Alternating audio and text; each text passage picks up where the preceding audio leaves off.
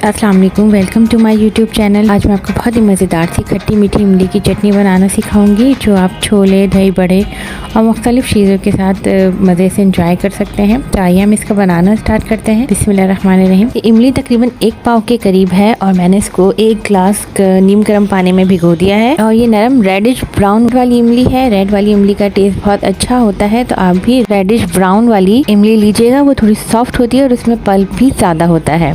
तकरीबन आधे घंटे तक ये पानी में भिगे रहने के बाद सॉफ्ट हो जाएगी, तो फिर इसके बीज निकाल लेंगे और इस तरह से इसका ये पल्प निकाल लेंगे, ये गाढ़ा गाढ़ा सा। अभी कुकिंग पॉट लेंगे, उसमें ये पल्प ऐड करेंगे और फिर साथ ही हम इसमें तकरीबन 1 कप के बराबर सादा पानी भी ऐड कर देंगे, ताकि ये पक के बहुत अच्छे से तैयार हो जाए। अब इमली के पल्प में तकरीबन 1/4 टीस्पून के बराबर नमक ऐड करेंगे और 1 कप के बराबर हम इसमें गुड़ ऐड करेंगे और गुड़ को क्रश कर लेंगे। आप चाहें तो गुड़ की जगह चीनी भी इस्तेमाल कर सकते हैं, जो रेगुलर चीनी होती है, और गुड़ की जगह चीनी ऐड करेंगे तो वो भी 1 कप ले लेंगे। अब इसमें तकरीबन 1/4 टीस्पून के बराबर पिसी हुई लाल मिर्ची ऐड करेंगे, 1/2 टीस्पून के बराबर कुटी हुई लाल मिर्ची ऐड करेंगे और 1/2 टीस्पून के बराबर ज़ीरा ऐड करेंगे। इन सब चीज़ों को मिक्स करेंगे अच्छे तरीके से। आहिस्ता आहिस्ता जो गुड़ है वो मेल्ट होना स्टार्ट हो जाएगा। ये सब हमें मीडियम लो फ्लेम पे काम करना है, ताकि चटनी जो है वो नीचे से जले नहीं। अब इसको अच्छे से मिक्स करते रहेंगे। आहिस्ता आहिस्ता जो है चटनी गाढ़ी भी होगी और जो इसका गुड़ वगैरह या आप चीनी डालेंगे वो मेल्ट हो जाएगी। इसको अच्छे से पकाना है, पक के बहुत मज़ेदार हो जाती है। साथ ही हम इसमें तकरीबन 1/2 टीस्पून के बराबर ये सौंठ है, सौंठ का पाउडर यानी ड्राई अदरक का पाउडर। अगर आपके पास ड्राई अदरक नहीं है तो आप आम रेगुलर अदरक को भी छोटा छोटा सा कट करके छोटा सा टुकड़ा डाल सकते हैं। अब इन सब चीज़ों को अच्छे से पकाएंगे और ये देखें इसमें बॉयल भी आना शुरू हो गया है।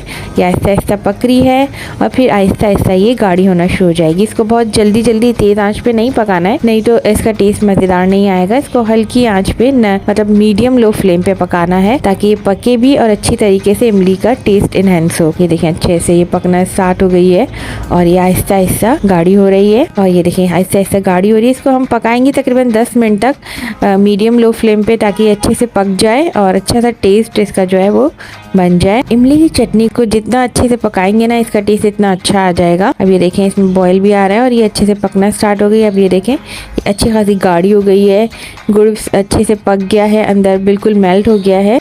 आप इस स्टेज पे चीनी जो है टेस्ट कर सकते हैं, मिठास अगर आपको ज़्यादा खट्टी लगे तो आप और गुड़ या चीनी ऐड कर सकते हैं। अब ये देखें बिल्कुल तैयार हो गई है। चटनी की कंसिस्टेंसी इतनी ही बिल्कुल ठीक है, क्योंकि ठंडी होने के बाद चटनी मज़ीद गाढ़ी हो जाएगी। इमली की चटनी बिल्कुल रेडी है। अब हम फ्लेम ऑफ कर देंगे। अब बिल्कुल एंड में चटनी में तकरीबन 1/2 टीस्पून के बराबर जो ज़ीरा है वो उसको क्रश्ड करके हम डालेंगे। इससे बहुत ही अच्छी खुशबू आ जाती है। इसको अच्छे से मिक्स करेंगे और हम इसको किसी भी एयर टाइट जार में इसको सेव करके आराम से फ्रिज में 1 महीने तक रख सकते हैं।